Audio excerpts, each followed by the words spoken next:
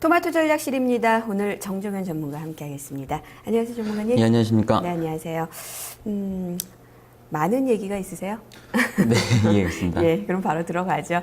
자, 체크 포인트부터 살펴보겠습니다. 오늘 장에서의 체크 포인트 3가지 먼저 짚어볼까요? 네, 첫 번째입니다. 외국인의 매수 주체는 외국계 자금이다. 유럽계 자금이다죠. 자, 두 번째입니다. 일관성 없는 지표의 혼조. 세 번째, ECB 정책에 대한 기대감의 약화. 첫 번째부터 보겠습니다. 외국인의 매수 주체는 유럽계 자금. 자, 이 점을 본다면 좀 부담인데요. 유럽계 자금이 상당히 요즘 빠르게 움직이는 걸로 알려져 있잖아요. 네, 그렇습니다. 네. 그뿐만 아니라 결국에는 이제 매번 이제 뭐 최근 시장에서 말씀을 드렸다시피 미국이라든가 유럽이라든가 어떤 정책적인 모멘텀에 대해서 기대감이 있다라고 좀 볼 수 있겠는데, 반대로 일단 그 기대감이 좀 축소되거나 아니면 예상치에 못 미치게 되면은 또 빠르게 빠져나갈 수도 있는 그런 자금의 흐름이다라고 보시면 됩니다. 다만 이제 최근에 이제 한 1, 2주간 동안의 외국인들의 큰 매도도 아니면 큰 매수도 거의 하지 않고 있는 그런 국면이라는 것은 결국엔 정책 발표가 거의 임박했기 때문에 어떤 결과물에 대한 어떤 기다림 과정이다라고 좀 볼 수 있겠죠. 그림에서 보시다시피 1, 2월 달에 우리나라 시장에서의 매수세가 상당히 많았고, 또한 이제 그로 인해서 우리 연초에 주가가 상당히 좀 좋은 양상을 좀 기록했었는데, 당시에는 유럽계 자금과 함께 북미계 자금, 즉 미국계 자금이라든가 이런 쪽에 어떤 다양한 포지션이 구축이 되는 모습을 보였는데, 7월 말과 8월 달까지의 매수세를 보면 거의 유럽계 자금이 집중적으로만 들어오고 있는 그런 모습입니다. 즉 이제 워낙에 7월 중순경까지의 유로존에 관련돼 있는 위기라든가 이런 부분이 많이 있었기 때문에 거기에 대해서 어느 정도 이제 기대감이 생기고 정책에 대한 기대감이 생기고, 그리고 잘 아시다시피 이번 22 정책을 정례 회의를 통해서 나타날 수 있을 만한 내용들이 뭐 국채 매입뿐만 아니라 뭐 LTRO라든가, 그리고 지난주에 이미 발표가 되었던 은행 감독권에 대한 부여, 그 밖에도 몇몇 가지 자체가 조금 더 유지가 될 가능성이 크지 않냐라고 좀 보여지는데, 아마도 그런 것들에 대한 기대감이 이제 강했기 때문에 8월 달에 강력하게 매수가 되었다라고 좀 볼 수 있습니다. 다만 이제 정책에 대한 모멘텀 자체가 조금 약화가 되게 된다라면은, 아니면 기대했던 것만큼만 발표가 되게 된다라면 재차 빠르게 빠져나갈 수도 있는 그런 국면이 아닌가로 좀 보여지기 때문에 이에 대한 어떤 뭐 주의가 좀 필요하다 볼 수 있겠죠. 뭐 실제로 이제 쉽게 생각해서 우리나라 증시의 8월 달에 주가의 상승이라든가 뭐 최근 1년간의 흐름을 본다고 해도 사실상 어떤 외국인들의 어떤 강력한 매수라든가 조금 안전성이 높아져야 시장이 좀 추세적인 모습을 보였다라고 하는 점에서는 중요하게 봐야 되는 대목이 아닌가 보여집니다. 네. 알겠습니다. 자, 그럼 두 번째로 바로 넘어가 보도록 하죠. 두 번째는 바로 지표에 대한 부분입니다. 일관성 없는 지표의 혼조. 일관성 있지 않아요, 전문가는? 안 좋잖아요.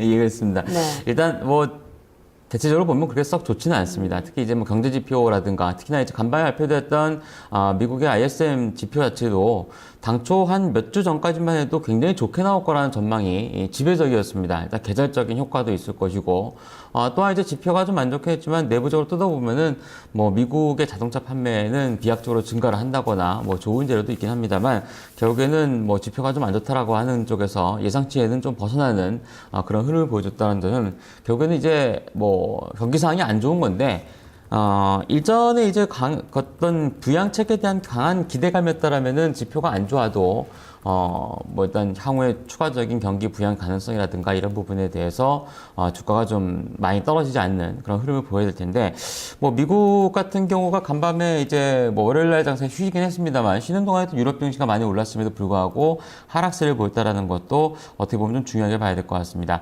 개인적으로 두 가지 그림을 먼저 좀 보여드릴 텐데요. 첫 번째는 호주 달러입니다. 호주가 이제 간밤에 금리가 동결이 됐습니다. 뭐 추가적으로 인하를 하면서 이 7, 8월 달에는 원자재와 관련되어 있는, 즉 호주 달러가 달러화 대비 강세를 기록하면서 이제 그 원자재 가격들의 어떤 상승도 이끌었고, 이에 대한 상승도 나왔는데, 최근에는 다시 한번 하락세가 완연하게 지속이 되고 있는 모습이죠. 뭐 지금 현재 주간 단위로 봤을 때 중국의 철강석 가격은 거의 한 주에 5%가 넘게 빠지고 있는 그런 국면이고, 그리고 그에 따라서 원자재의 시황이 약화되고 있다는 것은 전체적으로 유럽과 미국 모두 경기 부양책에 따른 유동성 공급이 된다라면은 원자재 가격이 상승세를 보여야 됩니다만 현재는 그렇지 않다라고 좀 볼 수 있을 것 같습니다. 반면에 금 가격은 꾸준하게 강세를 기록하고 있는 모습입니다. 간밤에도 0.5% 정도 올랐는데 결국에 금 가격이라고 하는 것은 이제 그 지난 5월달, 6월달 이후에도 강세를 기록하는 구간에서는 경기 부양에 대한 기대라든가 이런 부분이 많이 있었는데 지금은 오히려 이것과 함께 안전자산에 대한 선호도라든가 같은 부분도 반영이 되고 있지 않나라고 좀 보여집니다. 물론 이번 달에 있는 FOMC와 관련되는 내용이라든가 또한 이제 이번 주에 있을 ECB의 정책 회의라든가 여러 가지 면에서 약간의 어떤 부양책이 더 지속될 수 있을 만한 내용들은 좀 많이 있습니다만 원자재 가격 동향이라든가 이런 쪽에서 보면 아주 일관되게 움직이진 않고 있다. 또한 이 달러 인덱스 같은 경우도 뭐 최근에 이제 많이 올라오긴 했습니다만 결국에는 정책 모멘텀이라고 하는 부분이 이전보다는 많이 약화되고 있는 그런 모습이기 때문에 일관성이 없다라는 것이 결국에는 증시의 방향성에 혼조를 갖고 올 수 있을 수밖에 없는 그런 내용들이 되지 않나 보여집니다. 네. 이젠 금 가격이 경기 부양보다는 안전자산 선호 쪽으로 좀 봐야 된다는 말씀이 좀 일단 들려요. 예, 특히 이제 8월 중순경에 뭐 온수당 1,600달러를 넘어서면서 오르기 시작했을 때에 경기 부양뿐만 아니라 중국의 뭐 경기 부양책에 대한 기대라든가 이런 것들이 관점에서 예, 그렇죠. 거죠? 예. 그런 것들이 반영이 되었었는데 최근에는 뭐 잘 아시다시피 중국의 뭐 그 경기 부양 기대하는 것 자체가 진짜 시간을 어마어마하게 투자해야 되지 않을까 생각이 드므로 어떤 정책이 발표될지는 참 알 수 없는 그런 나라이기 때문에 아마도 그러한 부분보다는 다소간의 안전자산에 대한 선호도라든가 이런 부분도 적극적으로 좀 반영이 되지 않나 보여집니다. 알겠습니다. 자, 그럼 세 번째로 넘어가 보도록 하겠습니다. 어떤 정책 이벤트에 대한 기대감이 ECB로 넘어갔다는 얘기를 많이 했는데 이 점에 대해서 좀 짚어놓고 있군요. ECB 정책에 대한 기대감의 약화. 이게 좀 일정이 다가오면 다가올수록 이런 얘기를 많이 듣는단 말이에요. 예, 그렇습니다. 어제도 이제 다른 코너를 통해서 말씀을 드렸습니다만 지난주 잭슨홀 연설을 바로 한 이틀 앞둔 시점에서 글로벌 증시가 한 1%대의 하락을 좀 크게 맞는 그런 모습을 보여줬는데 글쎄요, 간밤에 유럽 증시의 하락이라고 하는 부분이 뭐 다른 부분, 다른 연연이 또 분명히 있겠습니다만 정책에 대한 기대감이 조금 약화되지 않나라고도 볼 수 있을 것 같습니다. 뭐 일단 100% 믿어야 될지 안 믿어야 될지는 뭐 저도 사실 장담해드리긴 힘든데 골드만삭스가 9월 달에 주식을 왕창 팔고 다 빠져나가라고 예, 경고성 멘트를 보냈다고 합니다. 그 이유는 ECB의 정책에 실망감을 안겨줄 것이다 라고 하는 멘트가 주요 골자였는데 사실상 그것이 현실화된다라면은 뭐 약간의 충격은 분명히 있을 것으로 좀 보여집니다. 말씀드렸다시피 외국계 자금, 특히나 유럽계 자금이 좀 빠르게 빠져나갈 가능성도 배제할 수 없고 또한 이제 뭐 단기적으로 본다고 해도 정책에 대한 기대감이 약화된다라면은 물론 뭐 이미 미리 좀 빠져놓고 뚜껑을 열어봤는데 기대치보다는 괜찮게 나왔다. 그렇게 보면 당연히 물론 주가는 재차 회복세를 보일 수 있겠죠. 하지만 이것은 뭐 사실상 확인 과정이 좀 필요한 그런 구간이 되지 않나 보여지기 때문에 섣부른 어떤 기대를 하는 것 자체는 좀 독이 될 수 있을 것 같습니다. 국내 증시와 연관지어서 본다라면은 정책 기대감의 약화라고 하는 부분은 결국엔 외국인이라든가 기관들이 주식을 사들이지 않고 있는 그런 어떤 투자 주체별의 동향을 이끌어낼 수 있고 또한 지난주 이후에 그 시장 베이시스가 많이 악화됐죠. 오히려 글로벌 증시에 조정하고 국내 증시에 조정의 빌미를 잡았을 때 더 강한 프로그램 매물이 진입이 되었다라고 하는 점에서 프로그램 매물의 어떤 강화 가능성도 금일은 배제할 수 없을 것 같습니다. 특히나 전일 3천 계약 이상의 대규모 선물 매도를 보였던 외국인들 추가적으로 현 위치에서의 매도 국면이 이어진다면은 현물 시장 쪽에서의 매수 여력은 사실상 연기금밖에 없죠. 어제 말씀드렸다시피 연기금을 100% 신뢰해서 따라붙는다라면은 무조건 중장기 투자로 가야 된다라고 하는 점에서 봤을 때 그 오전장의 주가 하락을 오후장에 잠깐 끌어올린다고 해서 드디어 상승장이구나 라고 생각하기는 조금 미약할 겁니다. 그래서 오히려 이제 프로그램 매물의 강화라든가 투신권의 매도라든가 이런 부분이 진행이 됐을 때 시장이 조금 더 수급적인 면이 악화될 수 있다는 점에 주목을 해야 될 것 같고요. 조정을 보이는 구간에서는 뭐 1880에서 1860 라인 때는 아직은 뭐 기술적으로도 그렇고 또한 이제 투신권이 강하게 매도했던 구간이 아니기 때문에 재차 매수 반전될 수 있는 또한 이제 기술적인 반등을 보일 수 있을 만한 그런 지수대인 것은 맞습니다. 그래서 뭐 시장에 대해서 무조건적으로 비관적으로 접근할 필요는 없겠습니다만 이번 주 경고 메시지를 많이 드렸다시피 단기적으로는 1900선 이하권역에 대한 가능성을 염두에 두시면서 시장을 대응하는 게 좋을 것 같습니다. 네.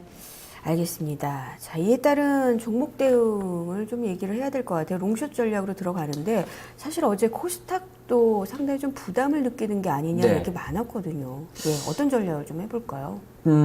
이제 물론 이제 코스닥 시장이 한 엊그제 시장까지 시장 대비 상승률이 굉장히 좋았고 대형주보다 중소형 업체군들이 상승률이 좋아지는 그런 모습을 보였는데 코스닥도 기관이 연속 이틀 동안 거의 한 7, 800억 정도 매도한다. 그렇다면은 오히려 장이 조금 안 좋아도 중소업체가 더 많이 빠질 가능성을 이제는 배제할 수는 없습니다. 그렇기 때문에 오히려 이 상대적으로 안전성이 높아 보이는 업종 대표주 쪽에 대한 공략을 가져가시는 것이 물론 이제 뭐 단기 수익률을 아주 높게 가져갈 수는 없겠습니다만 조금 더 시장 대비 안전할 수 있다는 쪽에 조금 더 포커스를 맞춰보시는 게 좋을 것으로 보여집니다. 그렇기 때문에 뭐 아예 이제 3분기 실적 쪽에서 본다라면은 IT라든가 자동차 부품사 쪽을 중심으로 해서 보시는 것이 좋지 않나로 좀 보여주고요. 또한 이제 미리 선조정 받고 내려와 있었던 뭐 중국 관련 종목군도 어제 반등을 보였던 화학이라든가 조선 쪽도 단기적인 관심을 가져보셔도 괜찮은데 일단 외국인 쪽에서 어떤 포지션을 확인하고 대응하시는 것이 좋다라고 좀 보여주고요. 금일 기술적으로 보면 단기적으로는 최근 며칠간의 전기 저점이었던 1890라인대 정도에 대한 지지력 타진을 보는 것이 중요하다고 좀 보여집니다. 이것은 뭐 약간 단기적인 시황이긴 하지만 금일장만 놓고 본다라면은 그 정도 라인대에서의 지지력을 타진 받아야 될 것으로 판단이 되고요.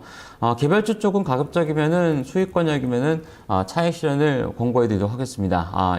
하루 이틀간의 급락으로 인해서 기술적 반등이 나타날 수도 있는 그런 구간에 몇몇 종목군들이 있긴 한데 오히려 반등은 아마도 매도의 기회가 될 가능성이 높으니까 추격 매수보다는 차익 실현 쪽에서 생각을 좀 해보시는 게 좋겠습니다. 네.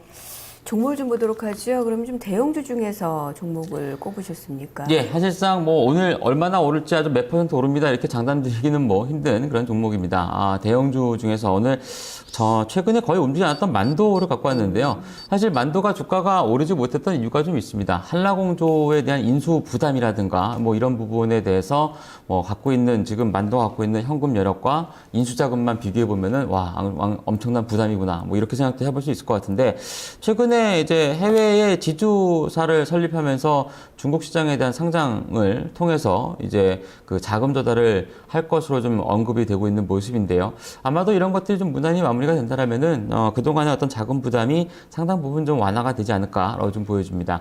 3분기 실적은 2분기보다는 아주 조금 더 좋아지는 그런 구간을 좋아질 것 전망이 되고 있는데 뭐 그와 더불어서 중국의 어떤 지주회사로 인한 성장성이 부각이 된다라면은 뭐 추가적으로 반등도 충분히 가능할 거라 보여집니다. 단지 이제 전체적인 시장 상황 감안해서 매수가는 16만 2천 원권을 드리지만 손절매 가격도 짧게 15만 8천 원권역을 드리도록 하겠고요. 현재 추세 횡보 구간에서의 반등을 시도한다라면은 뭐 무난하게 17만 원권역까지는 도달하지 않을까로 좀 보여집니다. 네, 요 횡보가 좀 빨리 벗어났으면 좋겠다는 네. 바람이 있네요. 네, 잘 들었습니다. 감사합니다. 고맙습니다.